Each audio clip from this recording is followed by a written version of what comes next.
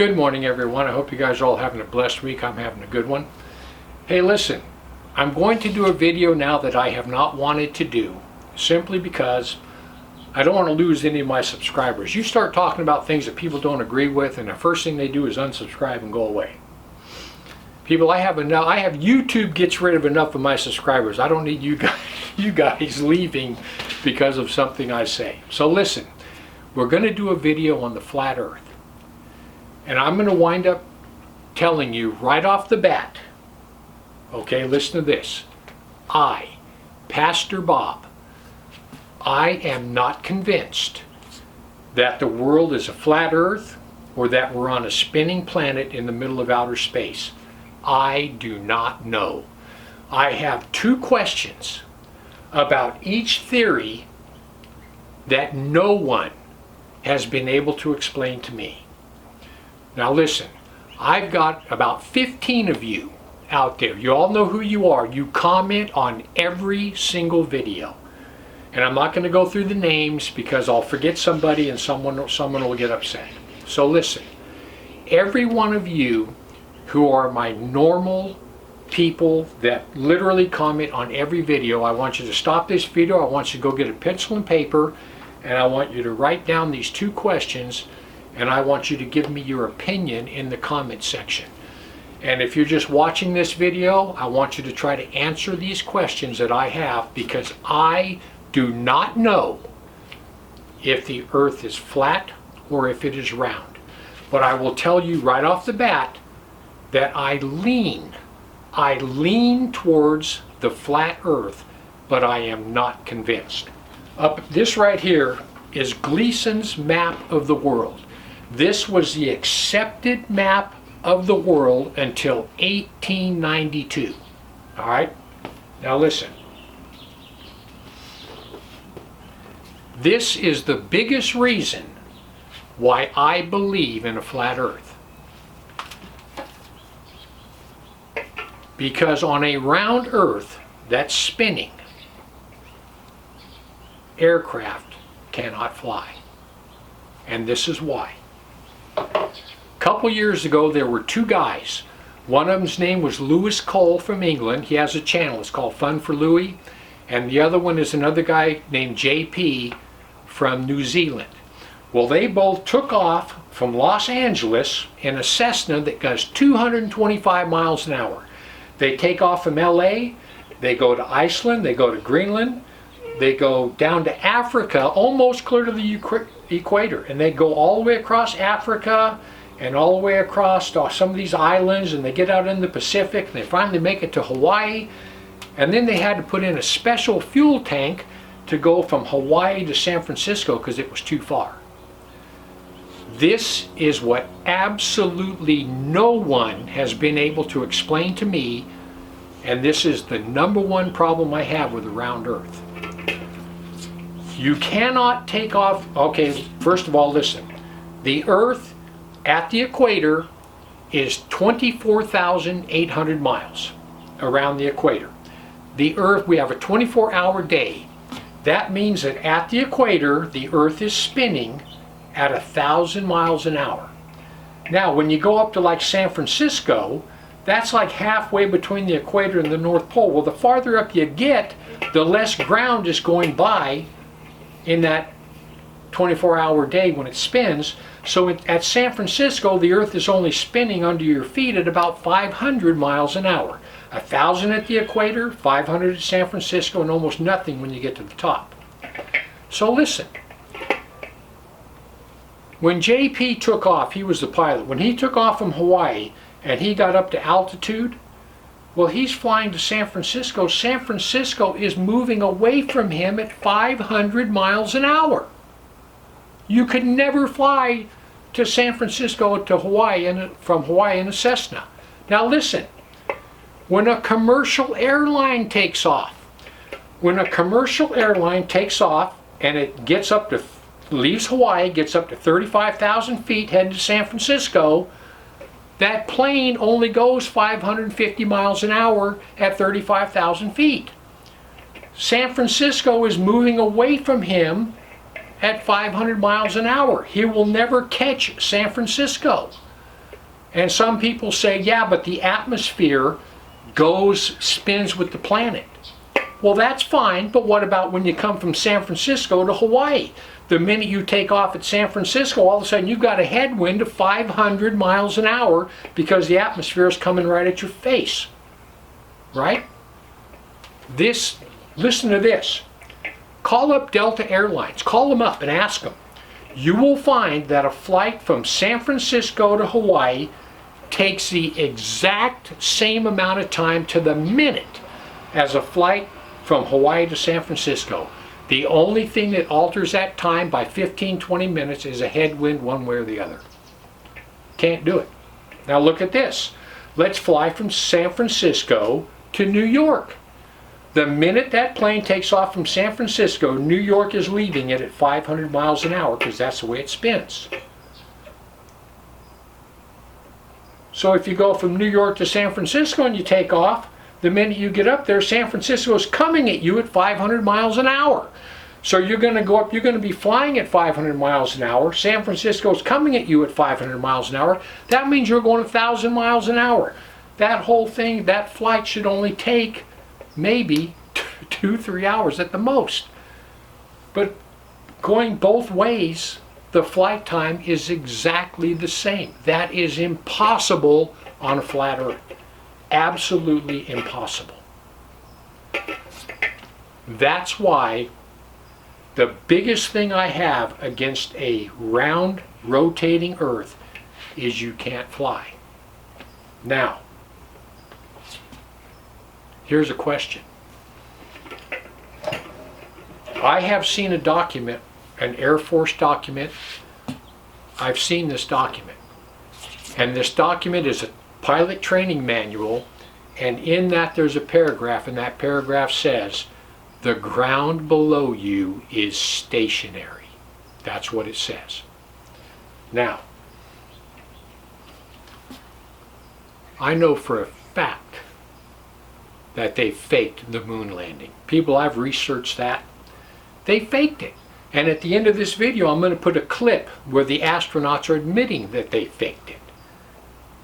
People, when the orbiter came down on the moon in 1969, those two men, I don't know if you've ever seen that thing, but it's about the size of a Volkswagen. It's no bigger than my car.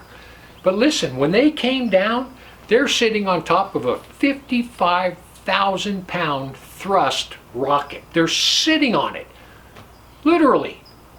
But you know what? They're talking to NASA, you know, this Eagle's landed, and you can't even hear that engine. People, if they were sitting on top of that engine, they would have earplugs in, earmuffs, and you couldn't hear anything, and they couldn't even talk to each other, let alone NASA. And then when you see those pictures of that thing on the ground, there's roughly 4 to 6 inches of talcum powder dust on the moon. People, that engine below that thing, it didn't even blow that dust out. It was exactly the same under those thrusters as it was everywhere else. And then when you look at those 3 big shoes that came out that it landed on, there's not a speck of dust on any of them. Why in the world, if we lived on a round Earth in the middle of a universe, why would they have to fake the moon landing? All right. The aircraft flying on a round rotating Earth at 24,000 miles an hour at the equator is the one reason, the biggest reason why I have a problem with the round Earth theory. Now, I also have an extreme problem with the flat Earth theory that no one has ever been able to explain to me. And this is why I don't know if the Earth is flat or round. I have 2 questions that no one's ever been able to answer. This is the second one. Okay, listen. I have seen this with my own 2 eyes. It's called a solar eclipse. So listen. Or maybe it's called, I think it's called a lunar eclipse. I get my eclipses wrong. But anyway, listen. I have sat in my driveway and seen the moon up there. Moon, Earth, Sun. Sun shining on Earth, projecting Earth's shadow on the moon, and it looks just like this. And I've watched this shadow come up to the corner, get bigger, and go across the entire moon, and then go away. People, you cannot have, and I think this is called a lunar eclipse. You cannot have a lunar eclipse on a flat Earth. Can't be done unless we manipulate the lighting on the moon or something like that. But how can you have a lunar eclipse on a flat Earth? You can't. Okay, now just another couple of tidbits. Here's something else that I find very interesting that speaks against a round Earth. I've looked this up, and from what I can understand and what most physics people agree with, is that the size of the Earth, 24,000 mile circumference, right? Doesn't matter which way you go. The curvature of the Earth is, from what I understand, 8 inches a mile. 8 inches a mile. All right. So that means when you're looking downrange 10 miles, 80 inches, which is 6.5 feet, is below the horizon. You can't see it. Well, there's a place in Florida where you can literally look straight down the beach 22 miles with nothing hindering your line of sight. It is perfectly the most flattest place on the earth. 22 miles right there on a Florida beach. Well, listen, there's a guy that offered $200,000 to anybody that could explain to him why he can put his telescope at like 2 feet off the ground and get down there and look, and his buddy is 22 miles away down the beach at the other end. And when he's got that thing, he's laying on the ground looking through his telescope straight down that beach, and he sees his buddy 22 miles away waving at him. That is impossible on a round Earth, because if the equation's right, 8 inches a mile, that guy should be 6.5 feet down below the horizon. He shouldn't even be able to see his head. And that guy put up a $200,000 reward, and no one has claimed it yet. So guys, listen.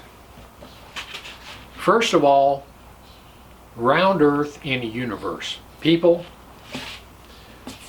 nobody knows where we're at in this galaxy and in this universe.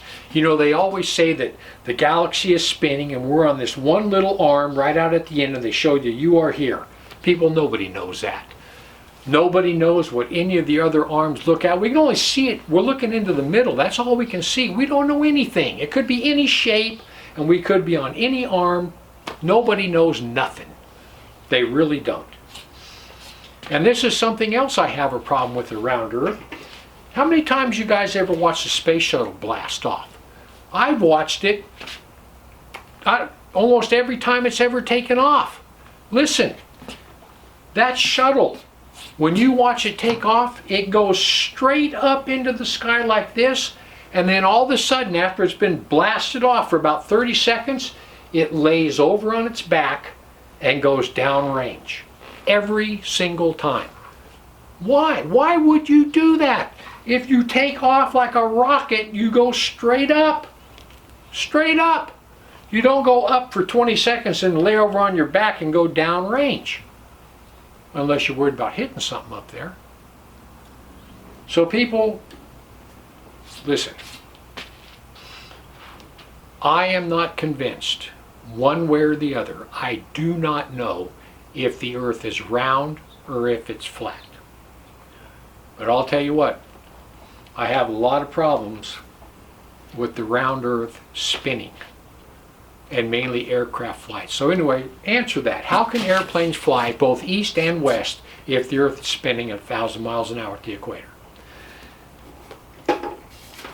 But on the flat Earth model, there's no way you can explain a lunar eclipse. Because in order to have this, you have to have the moon, the Earth, and the sun over here shining its light on a round ball to make this, and I've seen this with my own eyes. So this right here, the lunar eclipse, is one reason that I do not fully believe in the flat earth, because you cannot explain that to me. So anyway guys, that's where we're at. That's where I'm at on the flat earth. So whether you believe in a flat earth or a round earth, just explain to me how aircraft can fly. And if you believe in a flat earth, explain to me how a lunar eclipse can happen. But anyway, keep your comments really nice, please.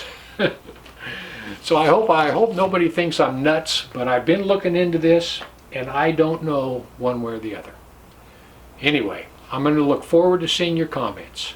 So you guys all have a blessed week. Just remember, heaven or hell, you choose. Just remember, once you take your last breath, it's a done deal. Why has nobody been to the moon in such a long time? That's not an 8-year-old's question. That's my question. I want to know, but I think I know.